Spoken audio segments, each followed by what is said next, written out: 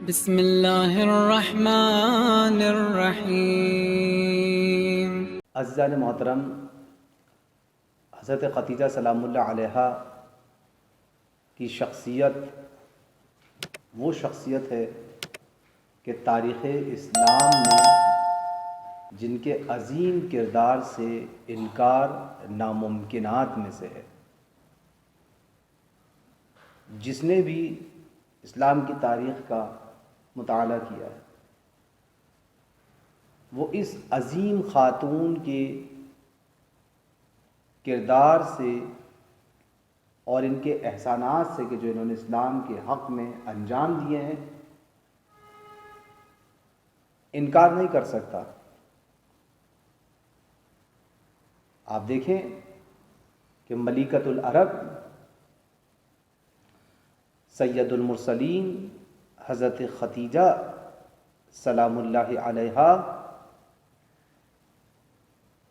آپ سرور کائنات فخر موجودات حضرت محمد صلی اللہ علیہ وآلہ وسلم کی سب سے پہلی رفیقہ حیات ہیں، اور پہلی رفیقہ حیات ہونے کے عنوان سے جو کردار جناب خدیجہ سلام اللہ علیہا نے پیغمبر اکرم صلی اللہ علیہ وآلہ وسلم کی زندگی میں ادا کیا وہ کسی خاتون نے ادا نہیں کیا۔ مقدس خواتین بہت سی ہیں، اسلام میں بہت ساری محترم خواتین کا کردار موجود ہے، لیکن اسلام کو پروان چڑھانے میں، اسلام کی پرورش کرنے میں، اسلام کو مضبوط اور مستحکم کرنے میں جو کردار جناب خدیجہ سلام اللہ علیہا کا ہے وہ کسی کا نہیں ہے، بلکہ یوں کہہ دیا جائے کہ یوں تو جناب خدیجۃ الکبریٰ سلام اللہ علیہا کے فضائل و مناقب بے شمار ہیں، لیکن نمایاں وصف آپ کی یہ ہے کہ اپنے مقدس شوہر کی ہر خوشی و غم میں شریک رہنے والی تھی۔ کوئی موقع ایسا نہیں آیا، کوئی مرحلہ ایسا نہیں ہے کہ جہاں پیغمبر کی رائے سے، پیغمبر کے نظریے سے، پیغمبر کی نظر سے آپ نے اختلاف کیا۔ سید الانبیاء محبوب کبریا صلی اللہ علیہ وآلہ وسلم نے جب اعلان نبوت فرمایا تو یہ بغیر کسی توقف کے ایمان لائیں، بغیر کسی چوں چرا کے۔ آپ دیکھیں جناب ملکۃ العرب خدیجۃ الکبریٰ سلام اللہ علیہا کا یہ عظیم کردار تھا، یعنی یوں کہا جائے کہ آپ کو پیغمبر اکرم صلی اللہ علیہ وآلہ وسلم کی شخصیت کا اتنا عرفان تھا، اتنی معرفت تھی کہ آپ بغیر کسی توقف اور بغیر کسی چوں چرا کے، بغیر کسی شک و شبہ کے نبی اکرم صلی اللہ علیہ وآلہ وسلم پر ایمان لائیں۔ آپ صلی اللہ علیہ وآلہ وسلم کی ہر قدم پر بھرپور نصرت فرماتی رہی ہے، ہر لمحہ، شب و روز، کوئی لمحہ ایسا نہیں گزرا آپ کی زندگی کا کہ جب آپ پیغمبر اکرم صلی اللہ علیہ وآلہ وسلم سے واقف ہوئیں، آپ ان کی شریک حیات بنی اور آپ نے ان کی مدد نہ کی ہو۔ رائے سے مدد، حوصلہ افزائی سے مدد، اپنے مال سے مدد۔ ابھی میں اس موضوع کے اوپر آگے بڑھ رہے ہیں ہم آہستہ آہستہ، اور اس کو میں بیان کروں گا آپ کے سامنے کہ بی بی خدیجۃ الکبریٰ سلام اللہ علیہا نے کس انداز سے، عزیزان محترم آپ دیکھیں کہ کس طریقے سے، کس انداز سے آپ نے نبی کریم صلی اللہ علیہ وآلہ وسلم کی مدد کی ہے۔ تبلیغ دین کی راہ میں جب حضور سرور کائنات کو ستایا جاتا تھا، آپ صلی اللہ علیہ وآلہ وسلم کی تکذیب کی جاتی تھی، تو حضرت خدیجہ ہی آپ کی دلجوئی فرمایا کرتی تھی، آپ کی تسکین قلب کا باعث بنتی تھی۔ آپ صلی اللہ علیہ وآلہ وسلم کا ہر ممکن اکرام کرتی جس سے آپ کا غم دور ہو جاتا تھا۔ یہ بیوی کا ایک عظیم مقام و مرتبہ ہے۔ اب آپ دیکھیں ختیجۃ الکبریٰ، ختیجہ بنت خویلد، آپ کے والد گرامی کون ہیں؟ جناب خویلد۔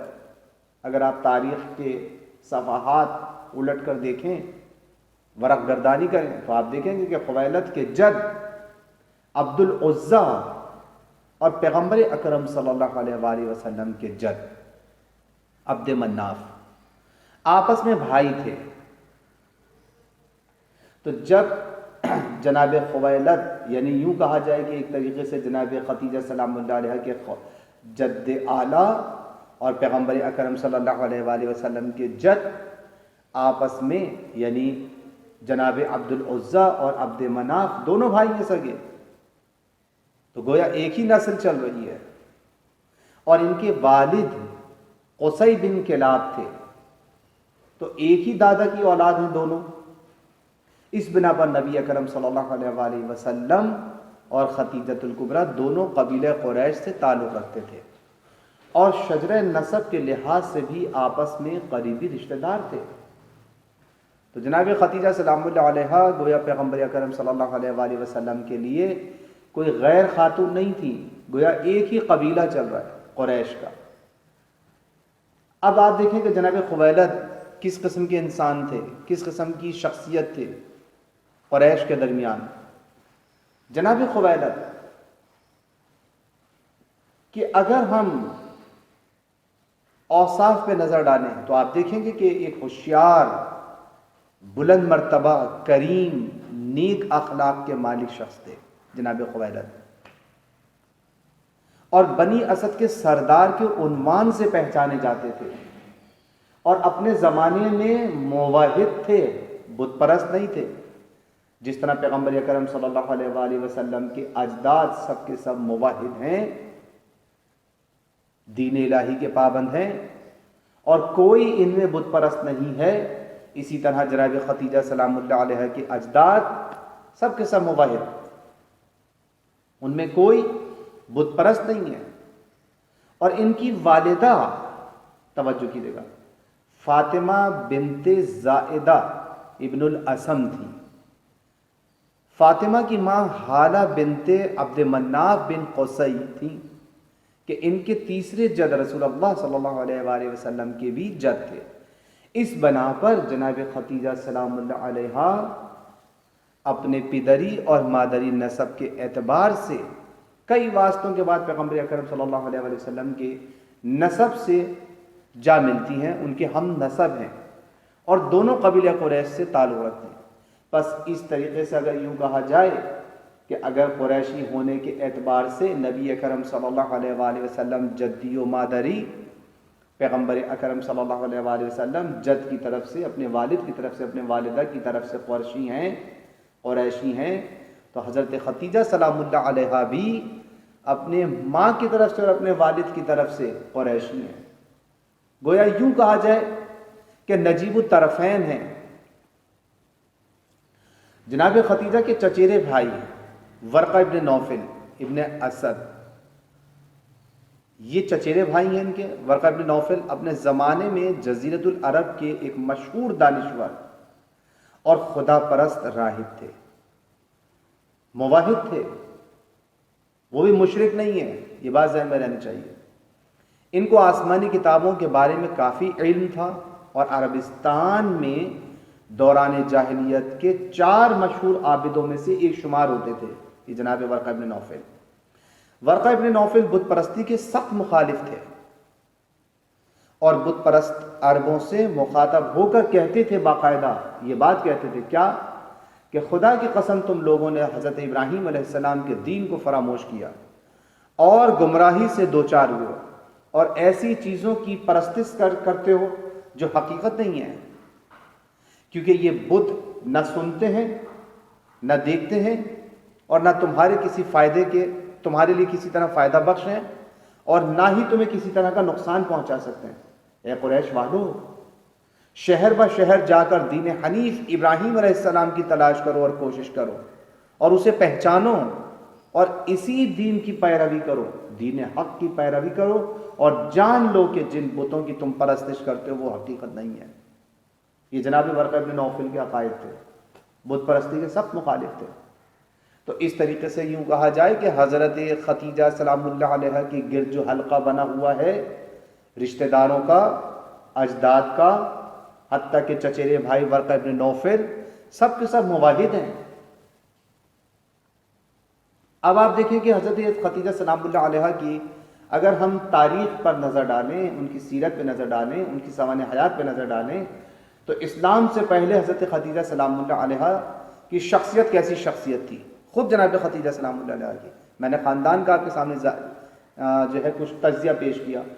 اب آپ دیکھیں کہ اگرچہ حضرت خدیجہ سلام اللہ علیہ کی زندگی اور شخصیت کے بارے میں خاص کر قبل از اسلام کے زمانے میں متعلق حضرت اس زمانے سے یعنی اسلام کے زمانے سے پہلے بہت سی تفصیلات تاریخ کے دامن میں موجود نہیں ہیں، درج نہیں ہوئی ہیں ان کی تاریخ، لیکن یہی مختصر جو نقل کیا گیا ہے، جو چیزیں آپ تاریخ میں دیکھ رہے ہیں، آپ کی شخصیت کا اندازہ انہی سطور سے اور انہی صفحات سے ہو جاتا ہے کہ پیغمبر اکرم صلی اللہ علیہ وآلہ وسلم کی یہ شریک حیات، پیغمبر اکرم صلی اللہ علیہ وآلہ وسلم کی شریک حیات بننے سے پہلے اور اسلام سے پہلے کس شخصیت اور اوصاف کی حامل تھی۔ توجہ کیجیے گا، ان سطور سے معلوم ہوتا ہے کہ وہ اپنے زمانے کے لوگوں میں ایک عقل مند، دانا، مدبر اور بابصیرت خاتون تھی۔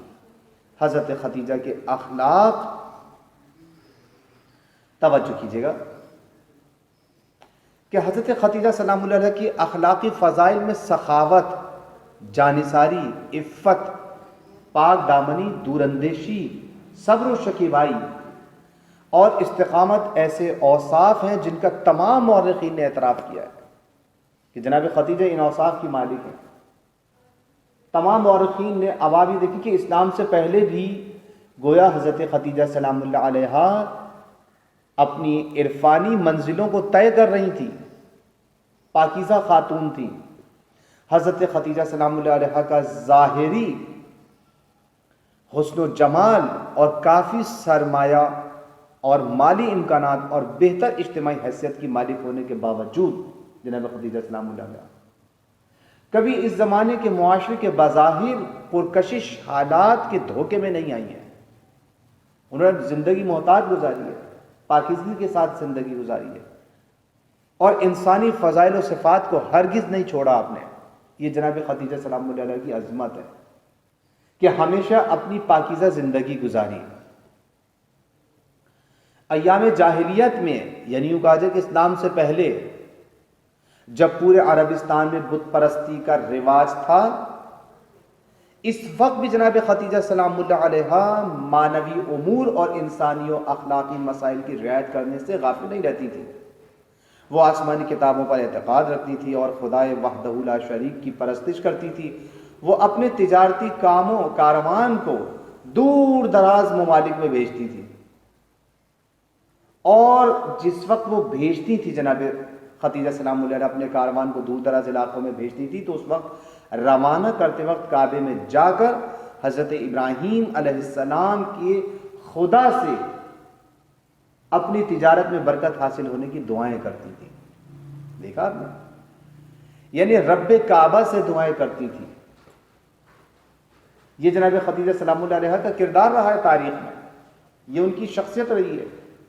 جناب خدیجہ کی القاب کو اگر آپ ملاحظہ فرمائیں تو جناب خدیجہ سلام اللہ علیہ وہ شخصیت اور وہ ذات ہیں کہ اپنے زمانے کے معاشرے کے لوگوں میں ایک پاک دامن، خیر خواہ اور بلند مرتبہ صفت خاتون کی حیثیت سے جانی پہچانی جاتی تھی، اور اتنا مشہور تھی پاکیزگی میں کہ تمام عرب کے لوگ آپ کی پاکیزگی سے واقف تھے اور جانتے تھے، آپ کی طینت سے واقف تھے، آپ کی عادات اور آپ کے اوصاف سے واقف تھے۔ اتنی مشہور تھیں کہ عرب انہیں طاہرہ کے لقب سے یاد کرتے تھے۔ دیکھیں بیوی کو جناب خدیجہ سلام اللہ علیہ کا کردار آپ دیکھیں معاشرے کے اندر یہ تھا کہ گویا طاہرہ کے نام سے جانی پہچانی جاتی تھی۔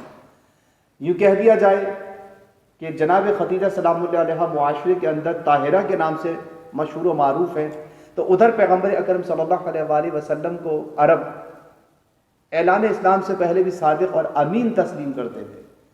جناب خدیجہ الکبریٰ سلام اللہ علیہا گویا معاشرے کے اندر صادقہ تھیں، طاہرہ تھیں، مشہور لقب تھا جناب خدیجہ سلام اللہ علیہا کا، وہ بھی پاکیزہ اور یہ بھی پاکیزہ. توجہ فرمائی آپ نے. اب آپ دیکھیں کہ حضرت خدیجہ کی عفت و پاک دامنی میں بلند مرتبہ رکھنے کی وجہ سے انہیں طاہرہ کے لقب سے نوازا گیا ہے. اس کے علاوہ انہیں سیدہ قریش کا لقب بھی دیا گیا ہے. آپ دیکھ رہے ہیں کہ جب پیغمبر اکرم صلی اللہ علیہ وآلہ وسلم سید المرسلین ہے تو جناب خدیجہ سلام اللہ علیہ سیدہ قریش ہیں. تو جناب خدیجہ سلام اللہ علیہ گویا یوں کہا جائے کہ جناب سیدہ سلام اللہ علیہ حضرت فاطمہ زہرا سلام اللہ علیہ دو سادات کی بیٹی ہیں. ماں بھی سیدہ ہیں اپنے زمانے کی تو باپ بھی سید المرسلین ہے. توجہ فرمایا آپ نے کہ دیکھیں حضرت خدیجہ سلام اللہ علیہ کو طاہرہ لقب دی ملا، سیدہ کے نام سے مشہور تھی عرب کے اندر،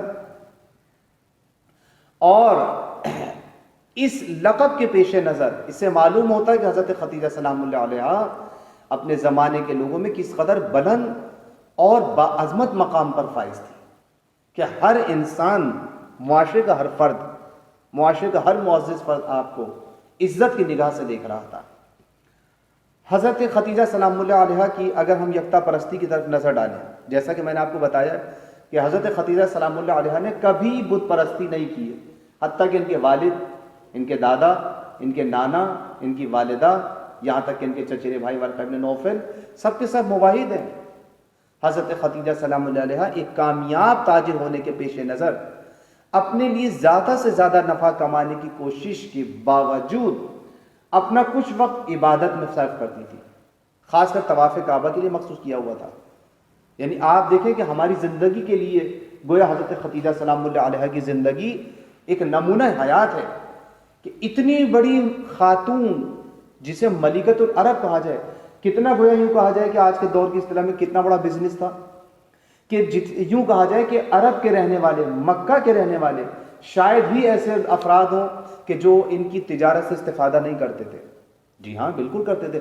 اتنا تجارت میں مگن ہونے کے باوجود، اتنی مصروف زندگی گزارنے کے باوجود یاد الہی سے غافل نہیں رکھا اپنے آپ کو، کعبے سے اپنے آپ کو غافل نہیں رکھا.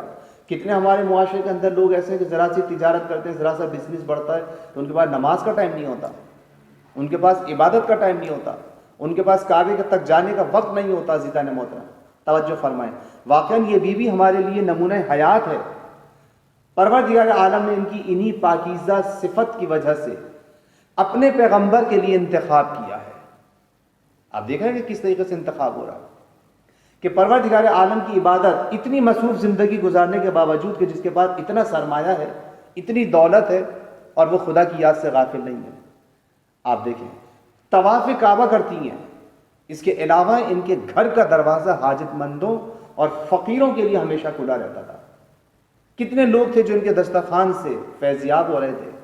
کبھی کوئی محتاج ان کے گھر سے خالی ہاتھ اور محروم نہیں لوٹتا تھا. عزیزان محترم، یہ جناب خدیجہ سلام اللہ علیہ کا ایک خاص طرح امتیاز ہے کہ عرب کے لوگ کوئی بھی سائل بن کے ان کے دروازے پر آئے تو کبھی خالی نہیں گیا.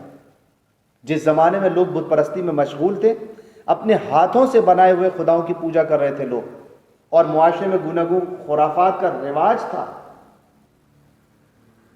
حضرت خدیجہ خداوند عالم کی پرستش کر رہی ہیں. یعنی پورا معاشرہ آپ دیکھیں بت پرستی میں گھرا ہوا ہے، لیکن ایک خدیجہ سلام اللہ علیہ ہیں.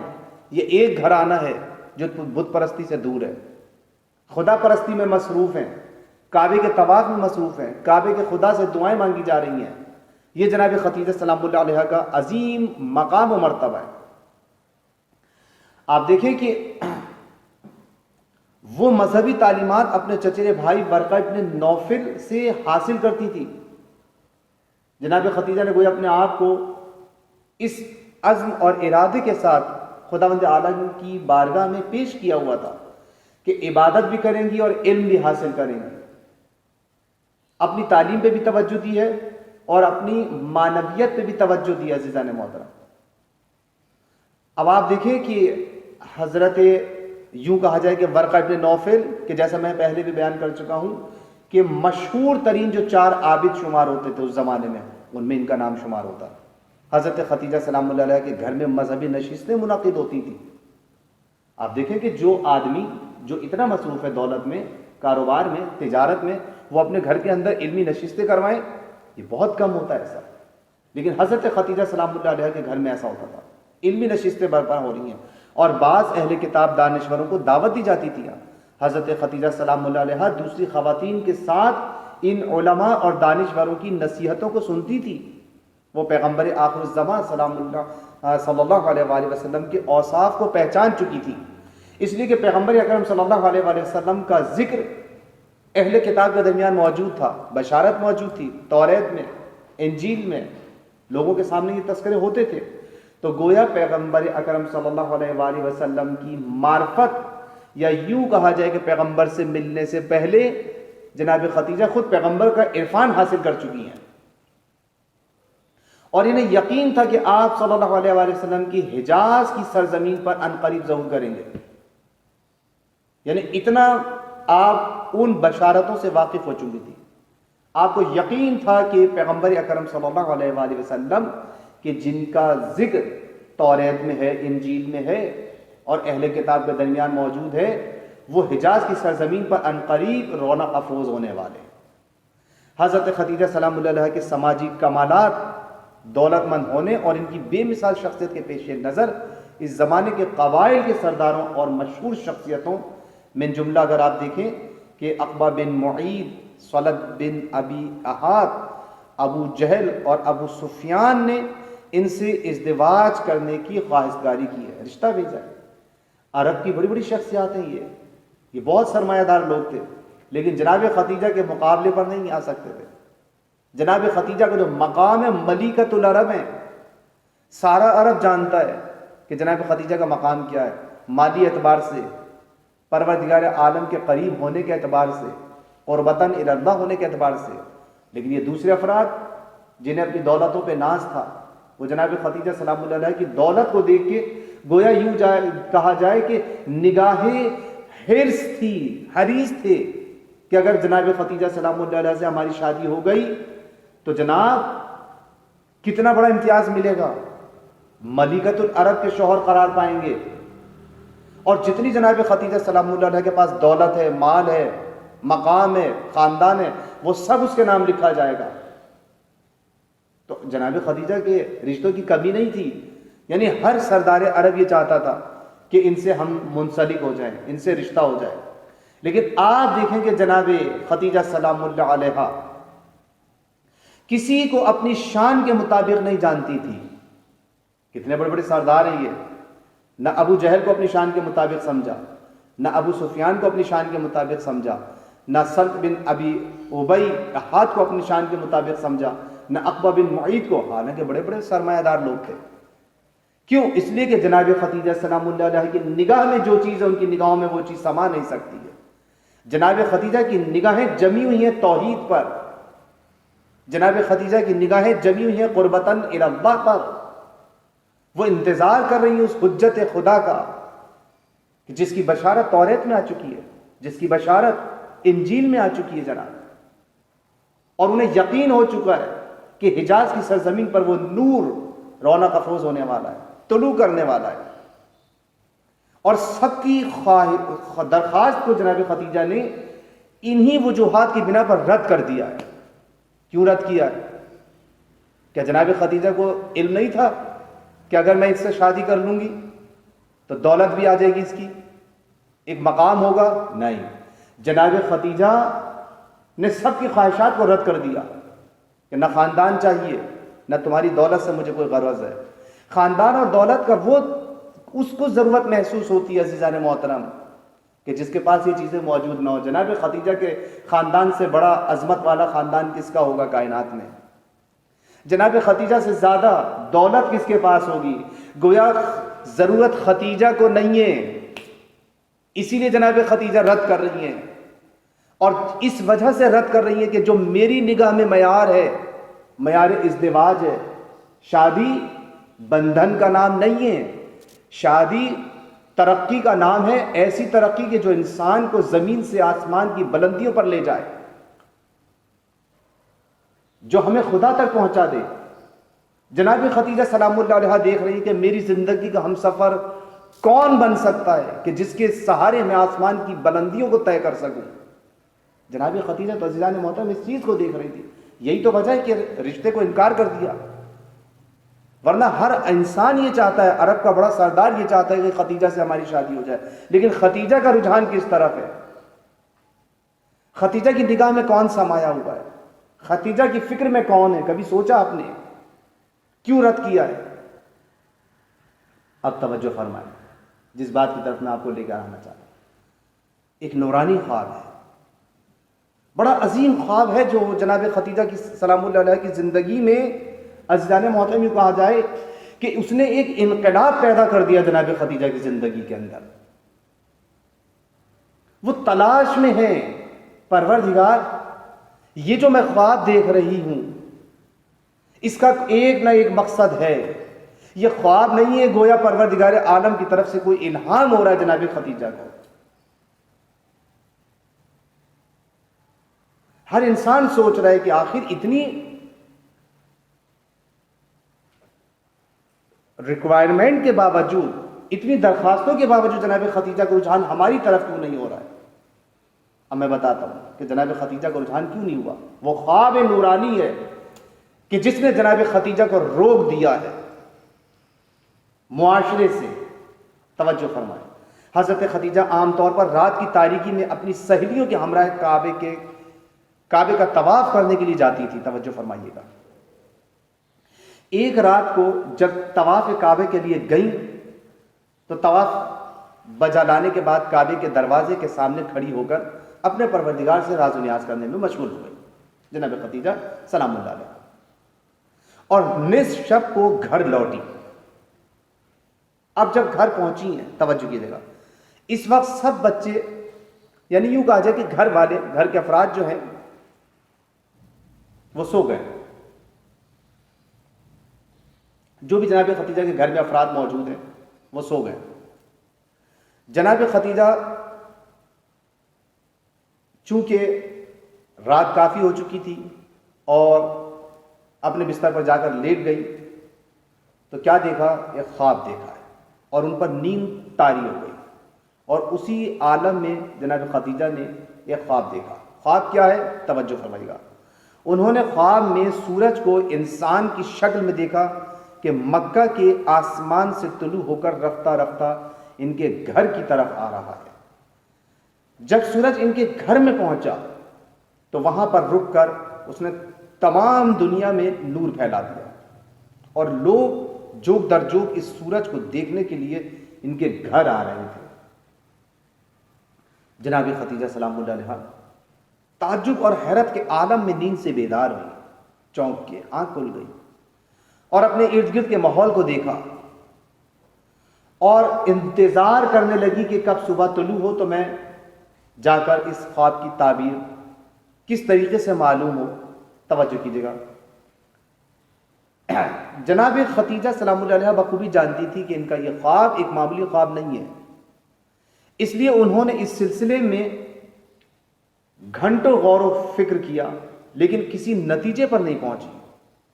لیکن بہرحال ان کے ذہن کے اندر یہ بات بیٹھ گئی کہ یہ خواب عزیزان محترم کوئی عام خواب نہیں ہے. اور پھر وہ اس سلسلے میں غور و فکر کر کے ان کے لیے نیند آنا میں نہایت رکاوٹ بنتا چلا گیا یہ خواب. بہرحال بیدار رہی اور صبح نمودار ہوئی جب ان کا یہ خواب یعنی سورج کا انسان کی شکل میں آنا اور ان کے گھر میں داخل ہونا اور لوگوں کا جوک در جوک اسے دیکھنے کے لیے ان کے گھر آنا اور پھٹنے تک ان کے ذہن پر چھایا رہا. یہ سوچتی رہی کہ آخر یہ کیا ماجرا ہے, وہ سورج کیا ہے جو انسانی شکل میں ان کے گھر میں داخل ہو رہا ہے اور لوگ یعنی یوں کہا جائے بھیڑ کے بھیڑ, جوک در جوک, گروہ در گروہ ان کے گھر میں آ رہے ہیں. ذہن کے اندر یہ خیال تصور ہے کہ وہ کون ہے, کیا ہے یہ سورج, کیا چیز ہے. وہ صبح ہونے کا انتظار کر رہی تھی تاکہ اپنے چچرے بھائی جناب ورقہ ابن نوفل کے پاس جا کر اپنے اس خواب کی تعبیر معلوم کریں. شاید اس کی کوئی صحیح تعبیر معلوم ہو جائے. صبح ہوئی اور سورج ہونے کے بعد سب سے پہلے اپنے بھائی کے پاس پہنچی ورقہ ابن نوفل کے گھر گئیں اور جو کچھ خواب میں دیکھا وہ سب کچھ بیان کر دیا۔ اس کے بعد جو ہی ان کی بات ختم ہوئی، ورقہ ابن نوفل کے چہرے پر ایک خوبصورت مسکراہٹ نمودار ہوئی، اور انہوں نے جناب خدیجہ سلام اللہ علیہا سے مخاطب ہو کر کہا کہ اے خدیجہ مبارک ہو آپ کو، تم پر مبارک ہو، تم پر اے میرے چچا زاد بہن، خداوند عالم آپ کے لیے اس خواب کو مبارک قرار دے گا۔ اگر تمہارا یہ خواب صادق ہوتا ہے تو یاد رکھیں کہ نور نبوت تمہارے گھر آنے والا ہے، اور تمہارے گھر کا نور تمام عالم کو منور کر دے گا۔ وہ نور نبوت تمہارے گھر میں آنے والا ہے۔ جناب ورقہ ابن نوفل نے یہ خواب کی تعبیر بیان کی۔ جناب خدیجہ گہری سوچ میں پڑ گئی کہ نور نبوت کس طرح ہمارے گھر میں آئے گا، اور ان کا گھر کیسے تمام دنیا کے لیے نور کا مرکز قرار پائے گا۔ جناب خدیجہ ایک مدت اس خواب کے بارے میں غور و فکر میں مشغول رہی عزیزان محترم، اور اس کی تعبیر کا انتظار کرتی رہی کہ یہ تعبیر کب پوری ہوگی، کس طرح سے پوری ہوگی۔ اس دوران جو بھی شخص ان کی خواستگاری کے لیے آتا تھا، ان کے سامنے وہ نورانی مجسم چہرہ گویا سامنے نظر آتا تھا۔ اب آپ کو سمجھ میں آئے کہ جناب خدیجہ سلام اللہ علیہا نے کیوں جو بھی رشتہ آیا اس کو جو ہے منع کیا ہے، رد کیا ہے۔ اس لیے کہ ان کے ذہن پر وہ خواب طاری ہے، اور وہ خواب کی تعبیر موجود ہے دل کے اندر کہ نور نبوت، گویا یوں کہا جائے کہ خدیجہ اس نور نبوت کا انتظار کر رہی ہے۔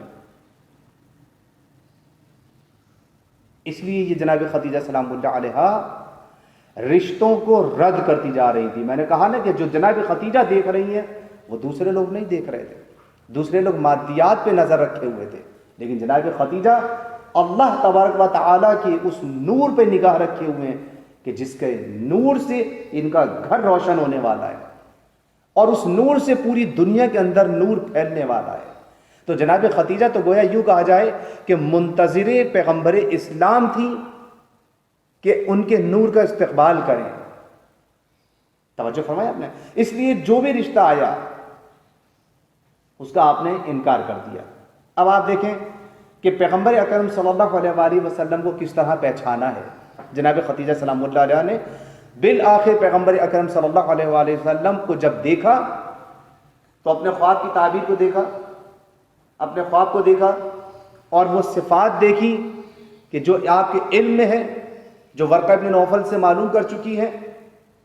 تو جب پیغمبر اکرم صلی اللہ علیہ وآلہ وسلم پہ نگاہ پڑی تو بیوی نے پہچان لیا کہ یہ وہی شخصیت ہے، یہی وہ میرے خواب کی تعبیر ہے، یہی وہ میرا مدعا ہے، یہی میرے درد کی دوا ہے، یہی وہ نور الہی ہے جس کا میں انتظار کر رہی ہوں۔ کیسے مگر؟ توجہ فرمائیں۔ مکہ کی عورتیں ایک رسم کے مطابق قدیم زمانے سے ہر سال ماہ رجب کی ایک رات کو کعبے کے پاس جمع ہوتی تھی اور جشن و سرور کی ایک محفل منعقد کرتی تھی ماہ رجب میں، اور اس محفل میں اہل کتاب میں سے ایک دانشور کو تقریر کرنے کی دعوت دیتی تھی۔ ایک رات کو ایسی ہی ایک محفل منعقد ہو رہی تھی جب حضرت خدیجہ سلام اللہ علیہا بھی اس محفل میں پہنچیں۔ توجہ تو فرمائیے گا، بیوی بھی خدیجہ الکبریٰ سلام اللہ علیہا بھی اس محفل میں پہنچی۔ اس وقت ایک یہودی عالم نے تازہ اپنی تقریر شروع کی تھی۔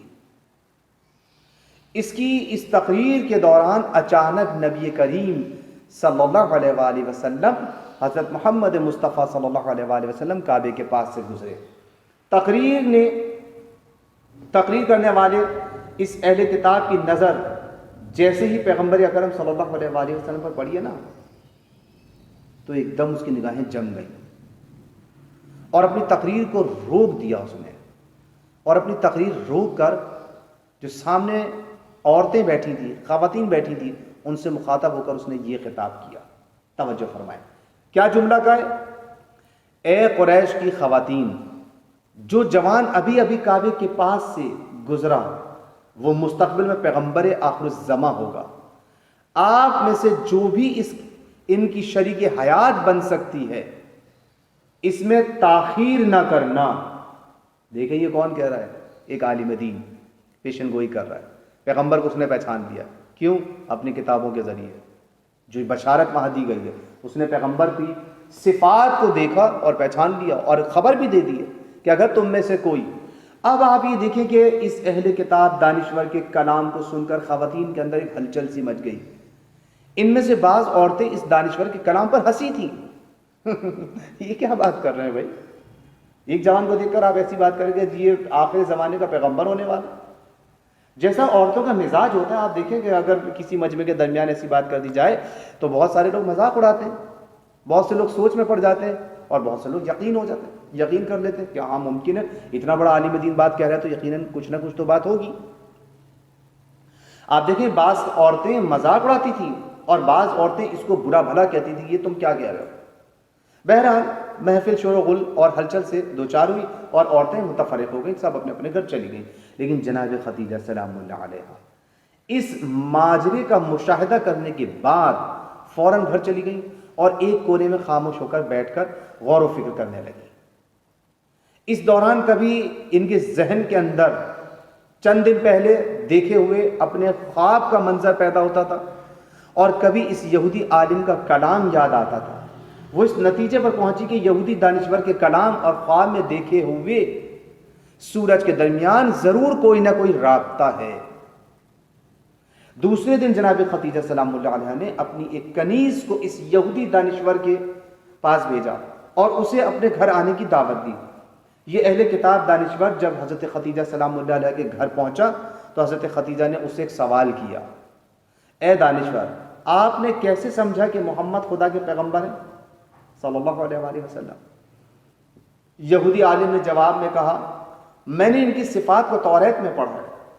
توجہ فرمائیے آپ نے، چونکہ توریت کے اندر پیغمبر اکرم صلی اللہ علیہ وآلہ وسلم کی صفات موجود تھیں. کہنے لگا کہ میں نے ان کی صفات توریت میں پڑھی ہیں. توریت میں آیا ہے کہ پیغمبر آخر الزماں کے ماں باپ ان کے بچپن میں دنیا سے چلے جائیں گے، ان کی کفالت پرورش اور حفاظت ان کے جد اور پھوپھی کریں گے اور وہ قریش کی ایک خاتون سے شادی کریں گے جو اپنی قوم کی عظیم خواتین میں سے ہوگی، اپنی عظیم خاتون ہوگی اپنی قوم کی، اور اپنے قبیلے میں امیر اور صاحب تدبیر ہوں گی. یہ بات اس نے کہہ دی.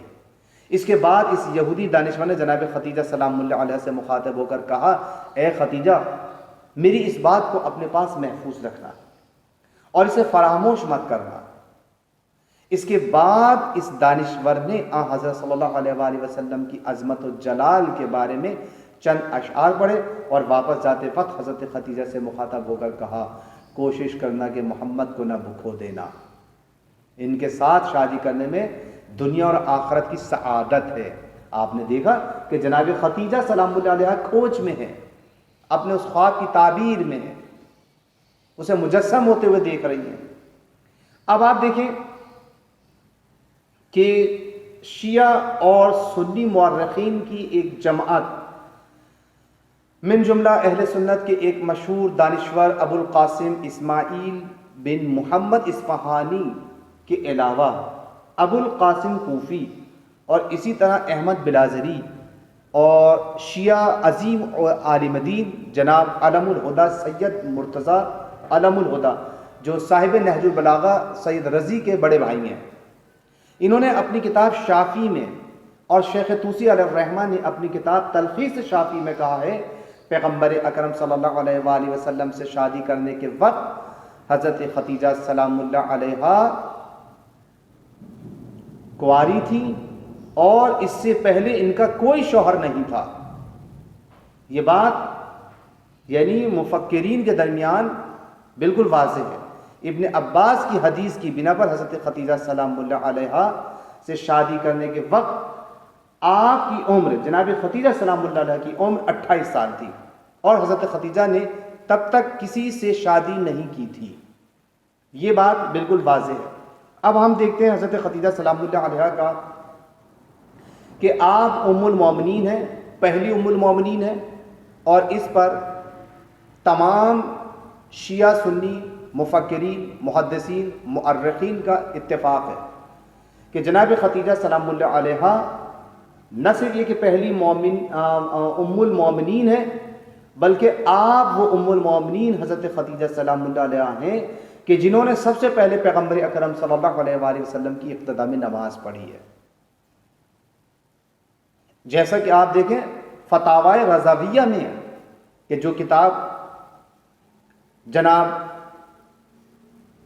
اعلی حضرت کے نام سے جو مشہور ہے، امام احمد رضا خان بریلوی علیہ الرحمہ، جو اہل سنت کے نزدیک نہایت معتبر شخصیت مانی جاتی ہے، انہوں نے بھی اس بات کو لکھا ہے۔ وہ فرماتے ہیں کہ حضور پر اول بار جس وقت وحی اتری تو آپ نے جب نماز پڑھی ہے، اور اس کے بعد جناب خدیجہ سلام اللہ علیہ پہلی خاتون تھی کہ جنہوں نے آپ کے پیچھے نماز پڑھی۔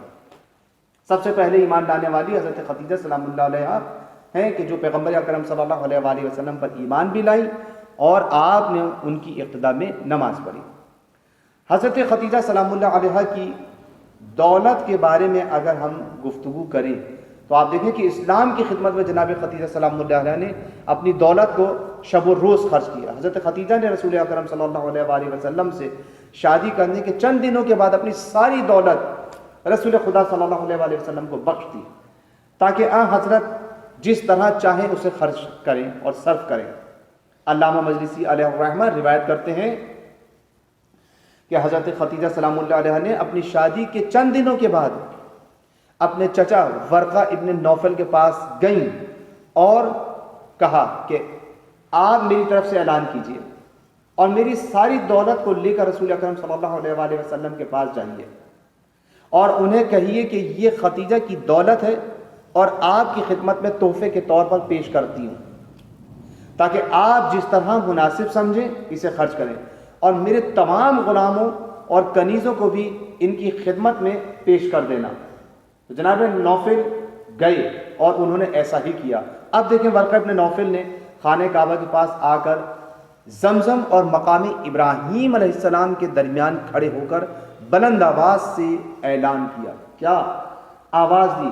اے عرب کے باشندوں، خدیجہ سلام اللہ علیہ تمہیں گواہ بناتی ہے کہ اس نے اپنے آپ کو، اپنی پوری جائیداد کو، اپنی پوری دولت کو، اپنے غلاموں کو، کنیزوں کو، ملکیت، مویشی، مہر اور اپنی تمام تحفے محمد صلی اللہ علیہ وآلہ وسلم کو بخش دیے ہیں، اور ان تمام ہدایہ کو محمد صلی اللہ علیہ وآلہ وسلم نے قبول کیا۔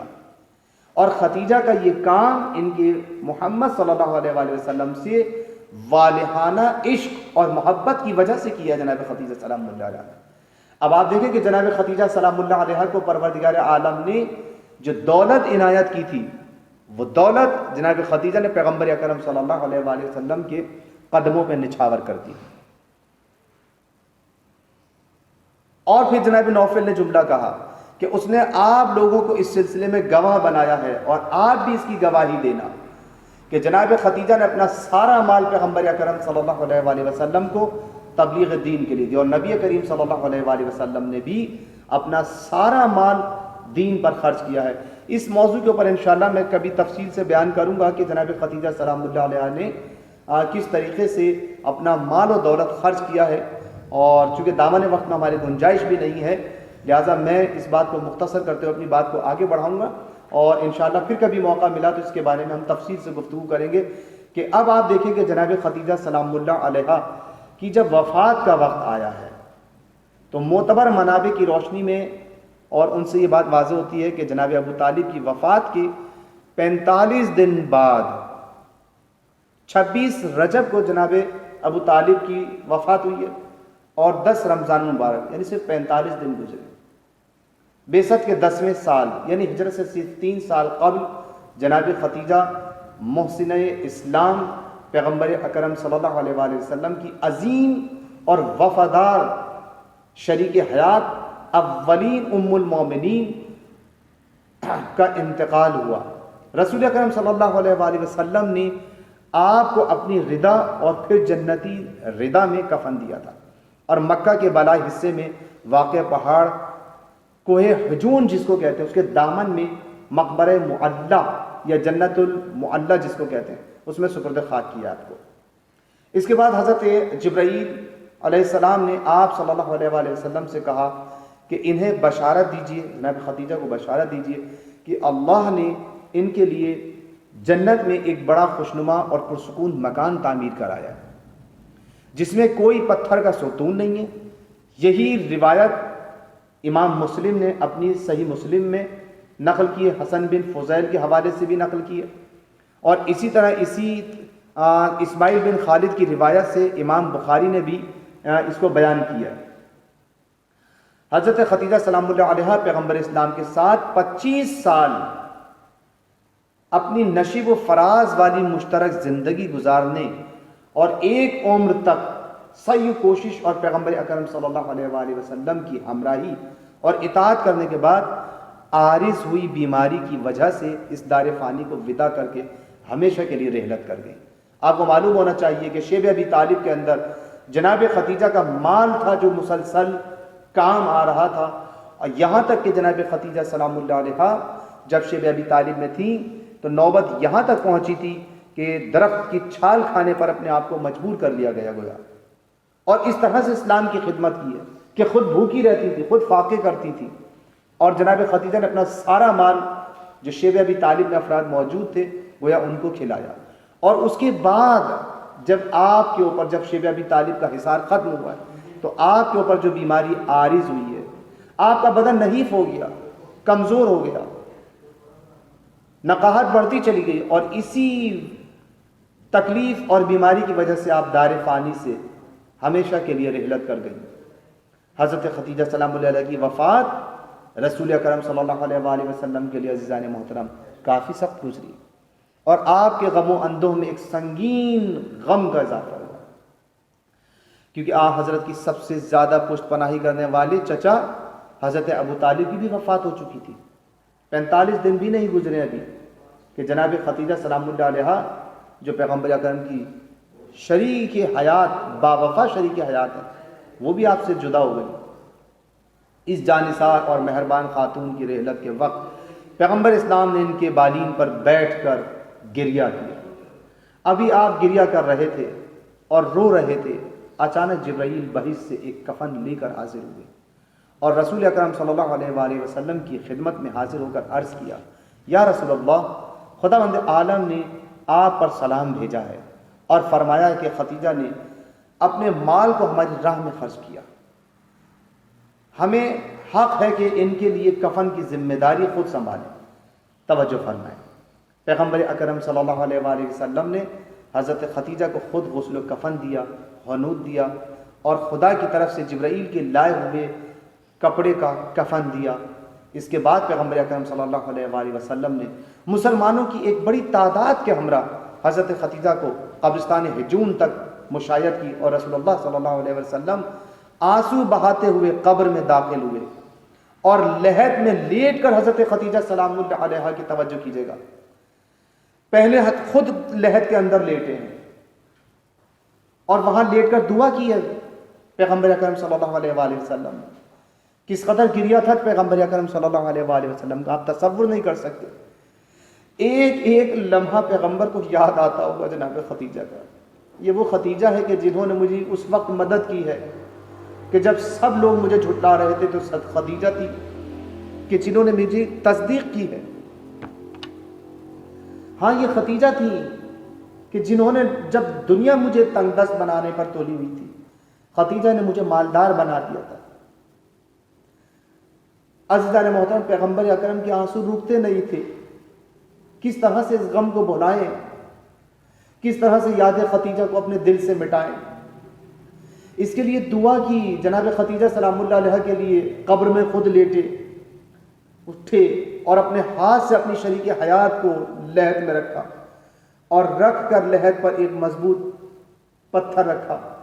جب پیغمبر اکرم صلی اللہ علیہ وآلہ وسلم حضرت خدیجہ کی تدفین کے بعد گھر لوٹے ہیں نا عزیزان محترم، تو اب جملہ سنیں گے آپ، عجیب مرحلہ تھا کہ جب گھر پہنچے تو ایک 5 سال کی بچی ہے کہ جسے جناب سیدہ سلام اللہ علیہ کہتے ہیں، فاطمہ زہرا سلام اللہ علیہ نے اپنے بابا سے پوچھا کہ بابا، مضطرب ہو کر گریہ کرتے ہوئے پوچھا کہ اے بابا جان، میری ماں کہاں ہے؟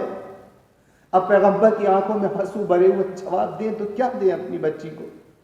حیران تھے کہ انہیں کیا جواب دیں، آنکھوں میں آنسو ہوئے، سیدہ کو اپنے سینے سے لپٹا لیا کہ اسی وقت جبرائیل امین نازل ہوئے اور کہا کہ فاطمہ کے آنسو برداشت نہیں ہوتے، فاطمہ کے جواب میں کہہ دیجئے پیغمبر کہ اللہ یہ فرماتا ہے کہ آپ کی ماں آرام و آسائش کی حالت میں بہشت میں زبرجد کے ایک محل کے اندر موجود ہیں۔ علامہ مجلسی کی نقل کردہ روایت بیان کرتا ہوں کہ اس کے مطابق پیغمبر اکرم صلی اللہ علیہ وآلہ وسلم پر بیوی فاطمہ، بیوی خدیجہ سلام اللہ علیہ کی رحلت اتنی شاخ تھی کہ علامہ مجلسی سے روایت کو بیان کرتے ہیں کہ اس حادثے کے بعد ایک مدت تک پیغمبر اکرم صلی اللہ علیہ وآلہ وسلم نے اپنے آپ کو گھر کے اندر گوشہ نشین کر لیا تھا، دل نہیں لگتا تھا پیغمبر کا۔ توجہ فرمائیے جناب ابو، یہاں تک کہ جب حضرت ابو طالب کا بھی انتقال ہوا اور جناب خدیجہ کا ایک ساتھ انتقال ہوا ہے تو لوگ 1 مہینے کے مختصر مدت کے دوران، یعنی 40 دن کا وقت گزرا، اپنے 2 اہم حامیوں کو پیغمبر اکرم صلی اللہ علیہ وآلہ وسلم نے کھو دیا اور پشت پناہوں سے محروم ہو چکے تھے۔ پیغمبر اکرم کو کیسے یاد نہ آئے ابو طالب اور جناب خدیجہ؟ اس لیے کہ ابو طالب اس وقت پیغمبر کی مدد کرتے تھے جب باہر کوئی اذیت پہنچاتا تھا، اور خدیجہ اس وقت پیغمبر کی دل جوئی کرتی تھی جب پیغمبر آنسوؤں سے بھرے ہوئے گھر میں تشریف لاتے تھے۔ باہر کوئی اذیت پہنچتی تھی تو ابو طالب دفاع کرتے تھے، اور جب کوئی اذیت پہنچنے کے بعد گھر میں تشریف لاتے تھے تو جناب خدیجہ سلام اللہ علیہا آپ کی دل جوئی کرتی تھی۔ یہ عظیم مقام تھا۔ توجہ فرمائیں، رسول اکرم صلی اللہ علیہ وسلم کے دشمن بخوبی جانتے تھے کہ اگر وہ محمد صلی اللہ علیہ وآلہ وسلم پر کسی طرح کا بھی حملہ کرتے ہیں عزیزان محترم، تو کوئی نقصان پہنچانا چاہتے ہیں تو کوئی مدد کرے نہ کرے، ابو طالب پیغمبر اکرم صلی اللہ علیہ وآلہ وسلم کا دفاع کریں گے۔ تو آج پیغمبر کو کیوں یاد نہ آئے؟ اس لیے کہ ایک وقت میں 2 حامی پیغمبر سے جدا ہو گئے اور کوئی مقابلے پر آنے کی جرت نہیں کرتا تھا حضرت ابو طالب کی وجہ سے۔ اگر کوئی حملہ ہوتا تو مکہ میں قبیلوں کے درمیان جنگ شروع ہو جاتی تھی، اس خوف سے کہ ابو طالب سردار مکہ ہیں، پیغمبر کا دفاع ہوتا تھا، اور دوسری جانب پیغمبر اکرم صلی اللہ علیہ وآلہ وسلم کے گھر میں حضرت خدیجہ آپ کی سب سے بڑی حامی اور پشت پناہ تھی۔ حضرت جب کبھی قریش کی اذیتوں کی اور آزار سے دل آزار ہو کر تشریف لاتے تھے نا، تو گھر میں حضرت خدیجہ سلام اللہ علیہ آپ کے لیے آرام اور سکون مہیا کرتی تھی، اور گھر کے ماحول کو اس قدر آرام اور دل نشین بناتی تھی کہ رسول اکرم صلی اللہ علیہ وآلہ وسلم کی ساری تھکن اتر جاتی تھی۔ آج میں کہوں گا نبی کی تھکن کو اتارنے والی زندگی کے ساتھ چھوڑ کر چلی گئی۔ فاطمہ کا دل بہلائے پیغمبر تو کس طرح بہلائے؟ اس لیے نبی کریم صلی اللہ علیہ وآلہ وسلم نے ان دونوں کے انتقال پر اس پورے 1 سال غم منایا ہے پیغمبر نے، ابو طالب اور جناب خدیجہ سلام اللہ علیہ کا 1 سال، اس سال کو عام الحزن قرار دے دیا، یعنی غم کا سال۔ اتنا پیغمبر کے دل کو صدمہ پہنچا۔ پیغمبر اسلام ہمیشہ فرماتے تھے کہ جب تک ابو طالب اور خدیجہ زندہ تھے نا، میرے دل میں کبھی غم و اندوہ داخل نہیں ہوا۔ پیغمبر کو کیسے قرار آئے گا خدیجہ کے بعد؟ پیغمبر کو کس طرح قرار آئے گا ابو طالب کے بعد؟ عزیزان محترم، یہاں پر ایک جملہ میرے ذہن میں آیا جو میں یہاں پر بیان کرتا چلوں۔ حضرت فاطمہ کے مستقبل کے بارے میں جناب خدیجہ کو بڑی تشویش تھی، بہت دل، جب جناب خدیجہ کے وقت آخری آیا ہے نا، اور انہوں نے اپنے آپ کو محسوس کیا کہ اب خدیجہ دنیا میں رہنے والی نہیں ہے، تو پیغمبر اکرم صلی اللہ علیہ وآلہ وسلم کو اپنے قریب بٹھایا، پیغمبر کی بھی آنسو بہہ گئے، اور پوچھا ہے خدیجہ کیوں روتی ہو، کس بات کے لیے پریشان ہو؟ فاطمہ زہرا سلام اللہ علیہ کا سن 5 سال کا ہے، قریب بیٹھی ہے، پیغمبر اسلام بھی قریب موجود ہے، حضرت خدیجہ اپنی زندگی کے آخری ایام میں علالت کی وجہ سے صاحب فراش ہو چکی تھی۔ اتنا مسلمانوں کو کھلایا بیوی نے شیب ابی طالب کے اندر کہ خود چھال کھانے پر مجبور ہو گئی، فاقے کرنے پر مجبور ہو گئی۔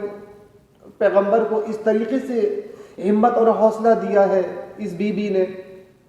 ایک دن اسماء بنت امیس ان کی عیادت کے لیے آئی نا، جب اسماء کمرے میں داخل ہوئی تو حضرت خدیجہ کو مضطرب اور پریشان حالت میں پایا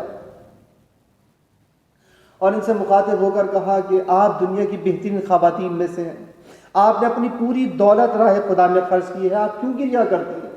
آپ رسول اکرم کی شریک حیات ہیں، حضرت نے بارہا آپ کو بہشت کی بشارت دی ہے، اس کے باوجود آپ کیوں پریشان ہو رہی ہیں؟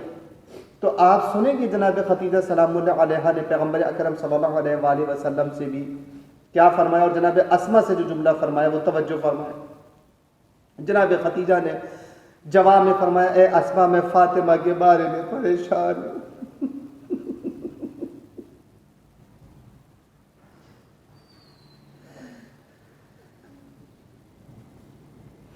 خدیجہ پریشان ہے فاطمہ زہرا کے لیے۔ بیٹی کو ازدواج کے وقت ماں کی ضرورت ہوتی ہے، میں ڈرتی ہوں کہیں اس دنیا میں چلی جاؤں اور فاطمہ کے لیے کوئی نہ ہو جو ماں کا فرض ادا کرے۔ عزیزان محترم، جناب خدیجہ سلام اللہ علیہ کی وصیت توجہ سے فرمائیں کہ اس وقت پیغمبر اکرم صلی اللہ علیہ وآلہ وسلم سے جناب خدیجہ نے کیا وصیت کی۔ شیب ابی طالب میں سخت اور انتہائی مشکل اقتصادی محاصرے کے چند دن گزرنے کے بعد جب جناب خدیجہ بیماری میں مبتلا ہوئی، وقت گزرنے کے ساتھ اس عظیم خاتون کی حالت بدتر ہوتی گئی، جیسا میں مسلسل بیان کر رہا ہوں، اور جسمانی لحاظ سے جب نحیف اور کمزور ہو رہی تھی، اور خدیجہ محسوس کر رہی تھی کہ وہ زندگی کے آخری ایام میں ہیں اور دنیا سے جانے والی ہیں۔ انہی ایام میں ایک دن جب رسول خدا صلی اللہ علیہ وآلہ وسلم آپ کے سرانے تشریف لائے، حضرت خدیجہ نے حضرت سے مخاطب ہو کر عرض کیا، یا رسول اللہ، میں کچھ وصیتیں کرنا چاہتی ہوں۔ پہلی وصیت یہ ہے کہ اگر میں آپ کے حق میں کوئی کوتاہی کی ہو تو آپ مجھے بخش دیجئے گا۔ پیغمبر اکرم صلی اللہ علیہ وآلہ وسلم نے جواب سنا، جب یہ جملہ سنا نا تو جواب میں فرمایا، پیغمبر کی آنکھوں میں آنسو بھر آئے، کہا کہ میں نے کبھی آپ کی جانب سے کوئی کوتاہی نہیں دیکھی اور آپ نے کافی کوششیں کی ہیں، میرے گھر میں آپ کو کافی تھکن برداشت کرنا پڑی اور آپ نے اپنے مال کو راہ خدا میں صرف کیا۔ اس کے بعد حضرت خدیجہ نے عرض کیا، اب دوسری وصیت توجہ فرمائیے گا، یا رسول اللہ، میری دوسری وصیت یہ ہے کہ میری اس بیٹی کا خیال رکھنا۔ حضرت فاطمہ زہرا سلام اللہ علیہا کی طرف اشارہ کر کے فرمایا کہ میری اس بیٹی کا خیال رکھنا، چونکہ وہ میرے بعد یتیم اور غریب ہو جائے گی۔ ایسا نہ ہو کہ قریش کی عورتوں میں سے کوئی انہیں اذیت و آزار پہنچائے، ایسا نہ ہو کہ کوئی ان کے چہرے پر تماچے مارے، ایسا نہ ہو کہ کوئی ان سے اونچی آواز سے بات کرے، ایسا نہ ہو کہ کوئی ان کے ساتھ برا سلوک کرے۔ میں کہوں گا کہ اے خدیجہ، آپ اتنا اس لحاظ سے کیوں پریشان ہو رہی ہیں؟ کاش شاید میں سمجھتا ہوں کہ ہو سکتا ہے کہ جناب خدیجہ اس منظر کو دیکھ رہی ہو جو جب یہ وصیت کی ہے کہ کوئی ان کو تماچا نہ مارے۔ ہائے مدینے کی وہ گلیاں کہ جب جناب سکی سیدہ سلام اللہ علیہا اپنے دروازے پر آئی ہیں، کیا تم اس گھر کو آگ لگا دو گے؟ تم آج اونچی آواز سے بھی بات کر رہے ہو۔ جناب خدیجہ سلام اللہ علیہا اسی دن کے لیے خائف تھی، اسی دن کے لیے پریشان تھی اور گریہ کر رہی تھی۔ سيعلم الذين ظلموا أي منقلب ينقلبون